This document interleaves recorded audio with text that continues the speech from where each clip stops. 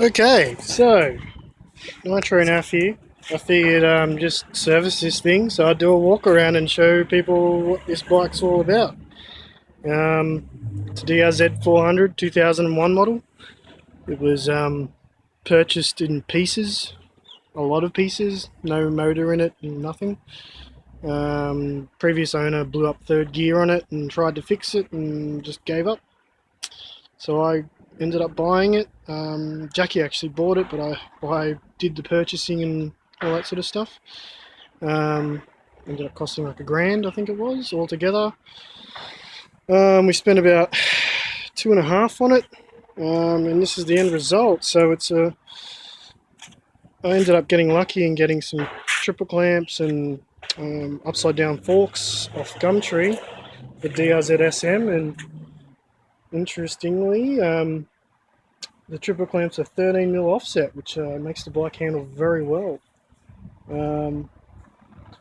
That's probably the thing I'm most proud about on this motorbike. It's really low because of her short inseam, and because of that, we had to run we ended up running a lowering link. As you can see down here. There you go. The problem with lowering links is though, because the arse sits down a lot, the front end sits up much higher in geometry, and to compensate with that, the SM forks are actually shorter by 40mm. And again, to fix up the geometry, the 13mm triple clamps help a lot. And when you're riding the bike, it's really nice to ride. It goes where you want. It's very responsive. It's nothing lethargic about it. It's a zippy little bike. With the motor, I ended up building that by myself. I did a few little upgrades that DRZs kind of need, just like new clutch basket and all that sort of stuff, new oil pump, all new seals. I ended up upgrading the cam chain tensioner to a manual. I threw a little bit of paint on it here and there. It came out okay. It looks nice in photos and probably videos as well, but you know, it's not going to last that long. It's nothing like powder coat, but it does look nice. I ended up getting some cheap eBay radiators with hoses, because the radiators that were on it were stuffed. I'm a little worried about them being exposed, and we don't have the louvers. The bike actually came in the box of bits with a Yoshimura RS3 full system. And it's a pretty nice setup. I mean, it's pretty good. I had to change the jetting a little bit on it. They didn't have it quite set up very well. Yeah, well, it's okay. It's all sorted now. The wheels look good, and a lot of people comment on how they like them. They're actually very cheap wheels from Torpedo 7. I think we paid about $400 for them or something like that.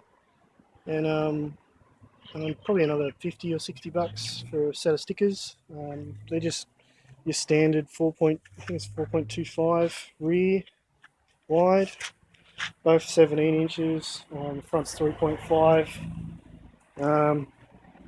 Tires are Bridgestone S20 Evos, very, very sticky tires. I haven't taken them to the limit yet, but well, it's not my bike, so I don't really ride it.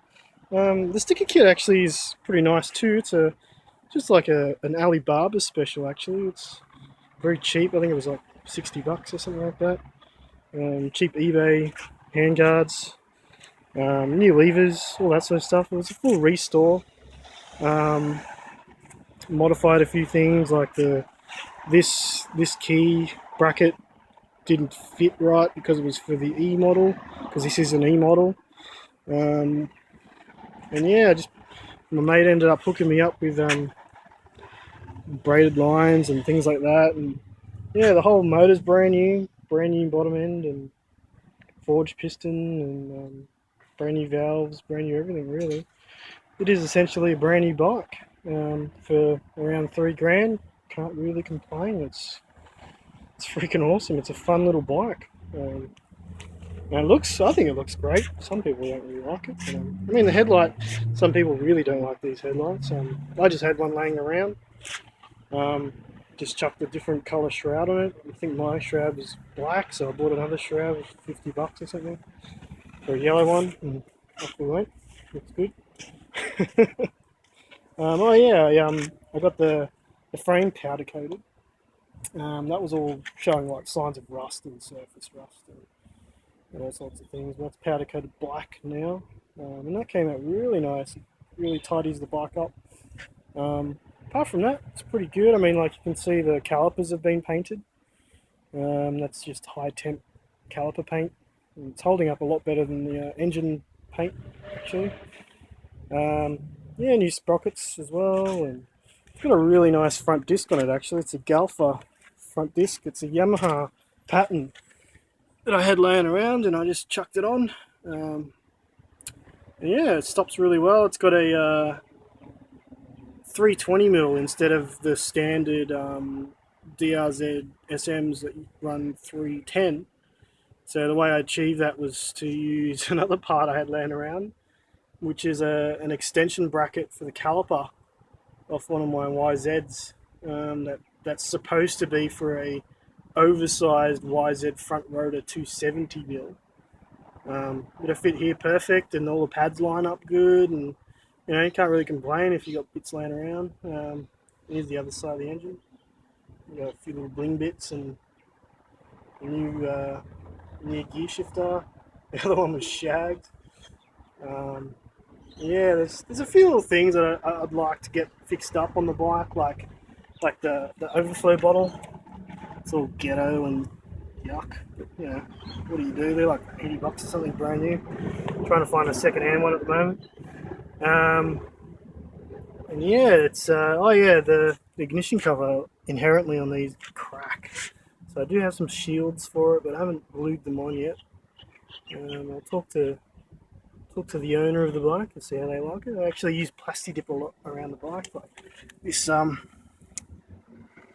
this counter sprocket is plastic dip, and the chain guard is plasti dip.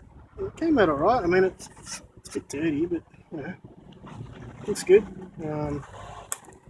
Yeah, hope you like that. I actually added a fuel filter too, and then you can see the E model K-Hine FCR 39 car.